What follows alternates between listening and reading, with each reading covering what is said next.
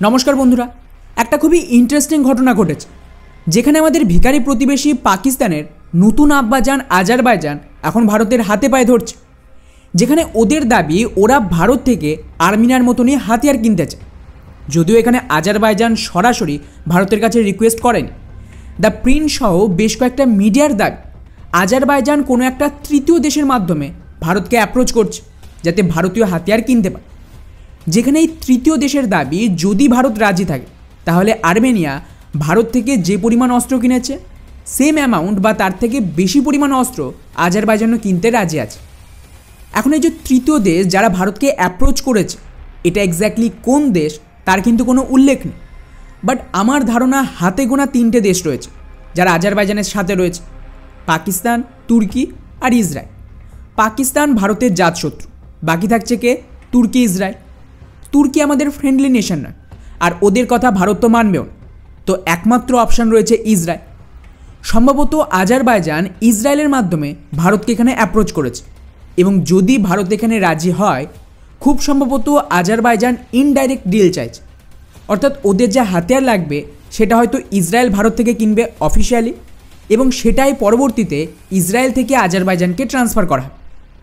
এখন প্রশ্ন আসছে যে আজারবাইজান আচমকা ভারতীয় হাতিয়ার নিয়ে এত আগ্রহী কেন? কিছু মাস আগে ওদের নিজের মিনিস্টারই বলছিল যে ভারতীয় অস্ত্র খুবই নিম্নমানের, ওদের তো কোনো থ্রেট নেই, এটা নিলে যুদ্ধ হেরে যাবে আর্মেনিয়া। তো বন্ধুরা, এখানে আপনাদের বুঝতে হবে যে আজারবাইজানের সরকার নিজের জনগণকে খুশি করার জন্যই এই ধরনের স্টেটমেন্ট দিয়েছে, আর এটা প্রত্যেক দেশই করে, কারণ ঐতিহাসিকভাবে আর্মেনিয়া এই রিজনে শক্তিশালী ছিল। যখনই লড়াই হয়েছে আজারবাইজান মারাত্মকভাবে হেরেছে, কিন্তু তারপর জিওপলিটিক্যাল শিফট হয় আর এখানে এন্ট্রি হয় আমেরিকা। আমেরিকার কথাতেই কিন্তু ইরানকে কাউন্টার করতে তুর্কি আর ইসরায়েল আজারবাইজানকে হাতিয়ার দেয়, যেখানে ওদের উদ্দেশ্য ছিল আর্মেনিয়ার দখল নিয়ে ইরান পর্যন্ত ডিরেক্টলি অ্যাক্সেস পাওয়া। আর সেই সময় কিন্তু আর্মেনিয়াকে কোনো দেশ সাপোর্ট দেয়নি এবং ওরা নাগর্ণ কারাবাখ হেরে যায়।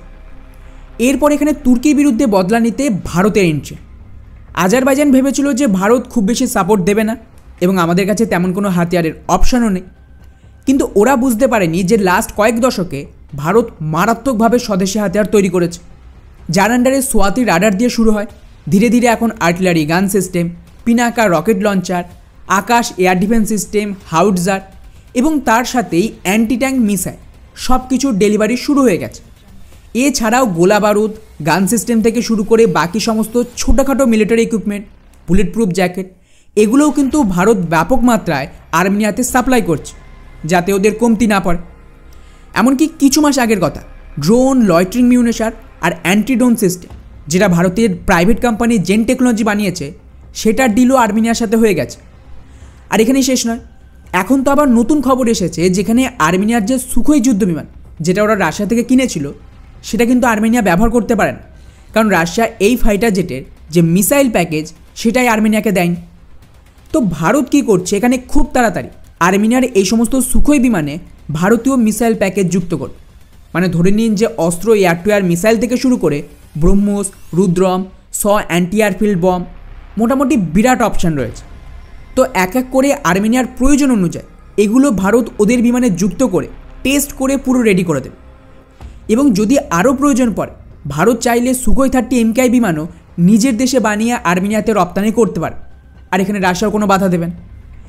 এছাড়াও এখন তো প্রলয় ব্যালিস্টিক মিসাইল থেকে শুরু করে আমাদের তেজাস ফাইটার জেট, মিডিয়াম রেঞ্জের air defence system, ballistic missile, cruise missile, কি নেই যাকে আজারবাইজানও ম্যাচ করতে পারবে।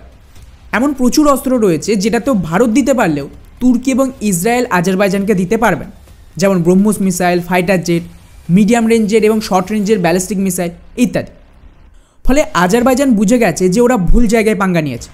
উপরন্তু এখন ইসরায়েল যারা সবচেয়ে বেশি হাতিয়ার সাপ্লাই দিত তারা তো নিজেরাই যুদ্ধে ব্যস্ত, যেটা মোটামুটি আরও 2 থেকে 4 বছর তো চলবে, যতক্ষণ না অখণ্ড ইসরায়েলের যে টার্গেট সেটা পূরণ হচ্ছে এবং ইরানে একটা রিজিম চেঞ্জ হচ্ছে।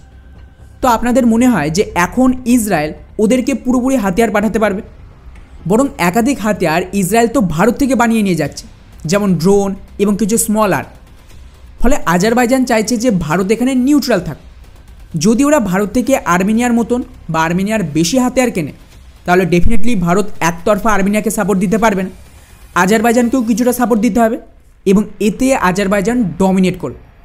বাট ভারতের তরফ থেকে আপাতত এই প্রস্তাবকে রিজেক্ট করে দিয়েছে।